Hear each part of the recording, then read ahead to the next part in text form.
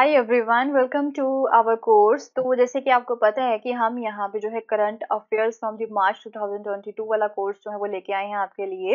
And इसमें हम जो है डिफरेंट टॉपिक्स जो हैं, जैसे कि आपका पॉलिटी हो गया, पॉलिटी के जो करंट अफेयर्स हैं फ्रॉम मार्च 2022 उसे हम यहाँ पे कवर कर चुके हैं। एंड आफ्टर दैट हमने इंटरनेशनल रिलेशंस के जो करंट अफेयर्स हैं फ्रॉम मार्च 2022 वो हमने कवर किए हैं। एंड आफ्टर दैट जो है इकोनॉमी के जो करंट अफेयर्स हैं इंपॉर्टेंट, वो भी हमने कवर किए हैं। तो ये सारी वीडियोस हम जो है ऑलरेडी कवर कर चुके हैं। एंड आज जो है आपके लिए लेके आए हैं हम यहाँ पे साइंस एंड टेक के जो करंट अफेयर्स हैं फ्रॉम दी मार्च 2022। हम बोल सकते हैं यहाँ पे कि जो इम्पोर्टेंट करंट अफेयर्स हैं ऑफ द मार्च 2022 वो सीरीज हम यहाँ पे लेके आए थे टॉपिक वाइज। एंड जो है आज हम यहाँ पे बात करेंगे about the science and take.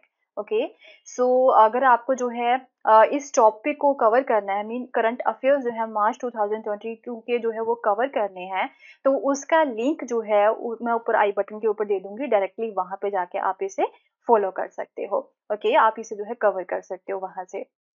सो चलिए स्टार्ट करते हैं ज़्यादा टाइम वेस्ट ना करते हुए। एंड जो सबसे पहला टॉपिक है यहाँ पे आपके साइंस एंड टेक में वो है दी GSAT-7B।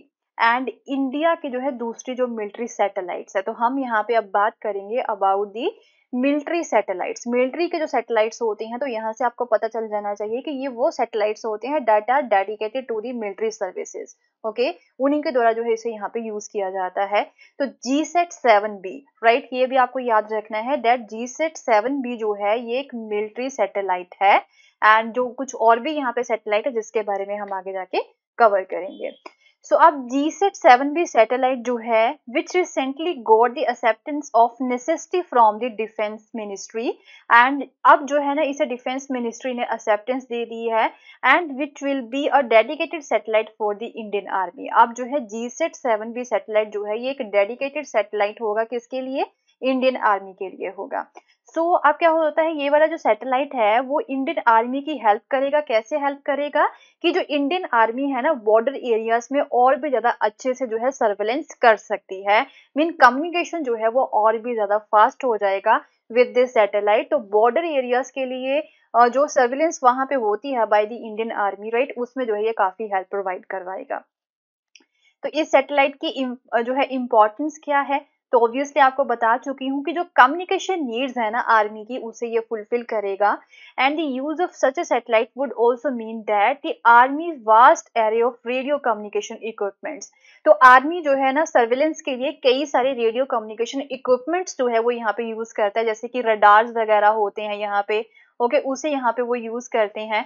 तो इन सारे को जो है ना एक सिंगल प्लेटफॉर्म को यूज करके, मीन इस सैटेलाइट को यूज करके उन सारे जितने भी इक्विपमेंट्स है उन्हें अच्छे से जो है रन कर सकेगा इंडियन आर्मी। ओके, तो सर्विलेंस जो है ना बॉर्डर एरियाज में स्पेशली इंडियन आर्मी के लिए और भी ज्यादा इजी हो जाएगी with the help of this satellite. कौन सा सैटेलाइट? GSAT-7B। सो अब ये जो सीरीज है GSAT-7 जो है ना सैटेलाइट सीरीज है, इसे जो 7B अभी जो है लॉन्च हुआ ना, इसे अभी जो है एक्सेप्ट किया है। इससे पहले और भी कई सारे जो सैटेलाइट्स है वो यहाँ पे यूज किए जाते हैं इंडियन आर्मी के द्वारा। तो वो एक GSAT-7 पूरी सैटेलाइट की सीरीज है, वो देख लेते हैं। तो ये जो सैटेलाइट सीरीज है ना ये एक एडवांस सैटेलाइट है जिसे इसरो जो है वो डेवलप कर रहा है। Main Indian space research organisation जो है वो इसे यहाँ पे डेवलप कर रहा है डिफेंस सर्विसेज के जो भी कम्युनिकेशन नीड्स है उसे फुलफिल करने के लिए, राइट। तो ये जो GSAT-7 सैटेलाइट है ना ये कितना एरिया जो है वो कवर करता है? अराउंड 2000 नॉटिकल माइल्स जो है ना यहाँ पे उस एरिया को ये कवर करता है। कहाँ पे?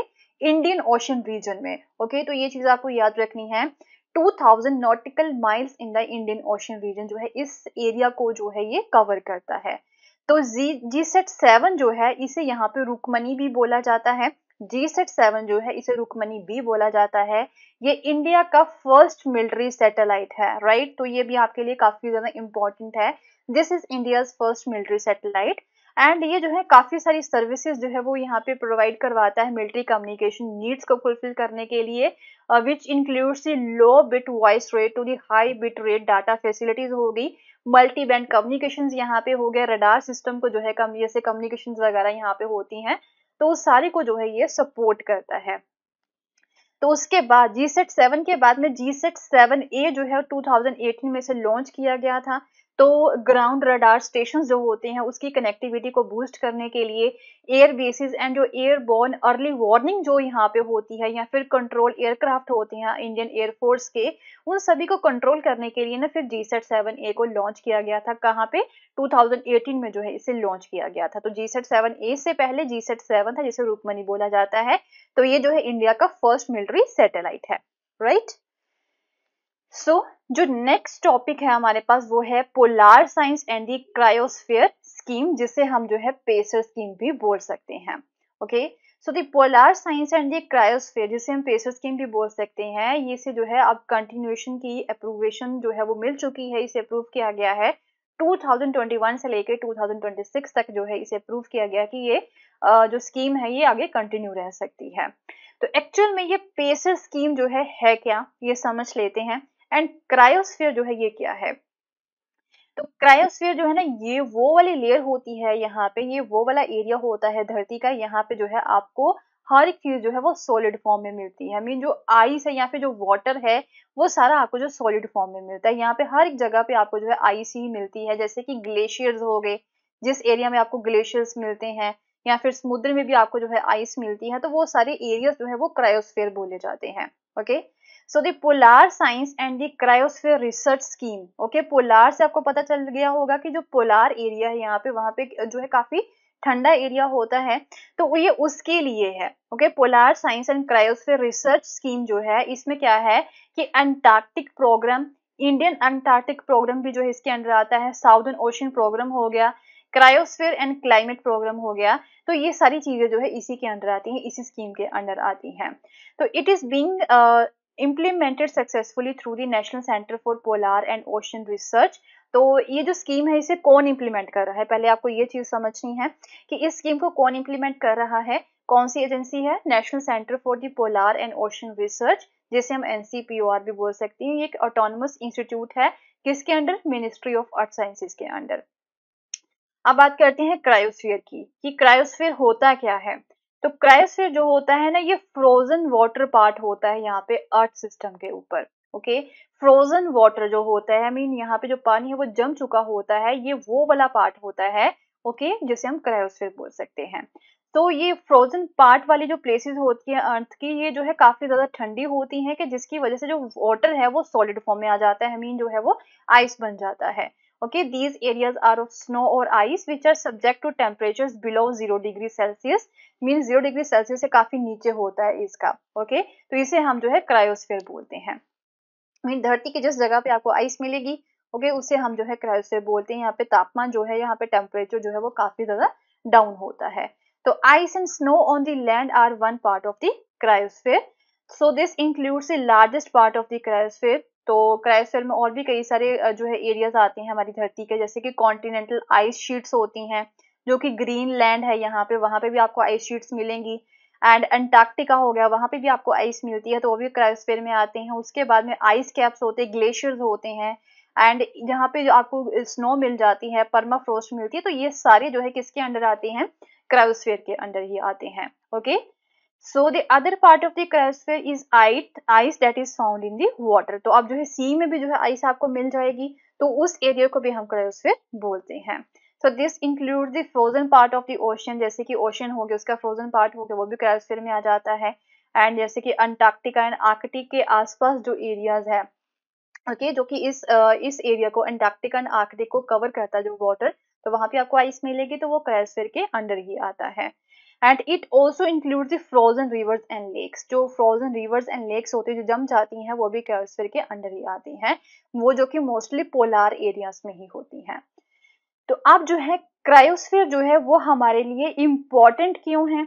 तो ऑब्वियसली ये एक इम्पोर्टेंट रोल जो है वो प्ले करता है अर्थ के क्लाइमेट को कंट्रोल करने के लिए। जो क्रायोस्फीयर जो है वो जो है एक इम्पोर्टेंट रोल प्ले करता है अर्थ के क्लाइमेट को कंट्रोल करने के लिए। Snow and ice reflect heat from the sun. Okay, अब क्या होता है कि सन की जो हीट होती है वो कौन रिफ्लेक्ट करता है? जो एक्स्ट्रा हीट होती है, जो स्नो एंड आइस है, वो रिफ्लेक्ट कर लेती है, जिसकी वजह से जो प्लेनेट है हमारा, जो धरती है, उसका टेम्परेचर जो है वो रेगुलेट हो जाता है। सो अब ये जो पोलार रीजन्स हैं are some of the most sensitive to the climate shifts and the cryosphere may be one of the first place. And ये पोलार रीजन्स जो होते हैं ना, यहाँ पे जो है scientist are able to identify the global changes in the climate. Okay, तो पोलार रीजन्स में आपको जो है जो क्लाइमेट शिफ्ट होता है, ये इसके ऊपर जो है सबसे पहले जो है आपको प्रभाव देखने को मिलेगा। कोई भी क्लाइमेट जब चेंज होता है तो उसका प्रभाव सबसे पहले आपको पोलार रीजन्स में देखने को मिलेगा। तो ये जो पोलार रीजन्स होते हैं ना, डेट इज वाई साइंटिस्ट के लिए सबसे ज्यादा इंपॉर्टेंट होते हैं क्लाइमेट में ग्लोबल चेंजेस को आइडेंटिफाई करने के लिए। तो डेट इज वाई क्रायोस्फीयर जो है वो आपके लिए बहुत ज्यादा इंपॉर्टेंट है। जो भी पोलार एरियाज होंगे, कोई भी जो एरिया हो गया आपका, जो यहाँ पे आपको आइस मिलती है वो जो है क्रायोस्फीयर में आती है, तो ये आपके लिए बहुत ज्यादा इंपॉर्टेंट है। तो अब ये जो पेसर स्कीम है ना, इसमें 6 कंपोनेंट्स को जो है इंपॉर्टेंस दी गई है, जैसे कि पोलार रिसर्च वेसल यहाँ पे बनाना है पेसर के थ्रू, इस स्कीम के थ्रू पैसा लगाना है एंड इन्वेस्टमेंट होगी यहाँ पे। एंड थर्ड, रिसर्च बेस यहाँ पे बनेगा अंटार्कटिका में।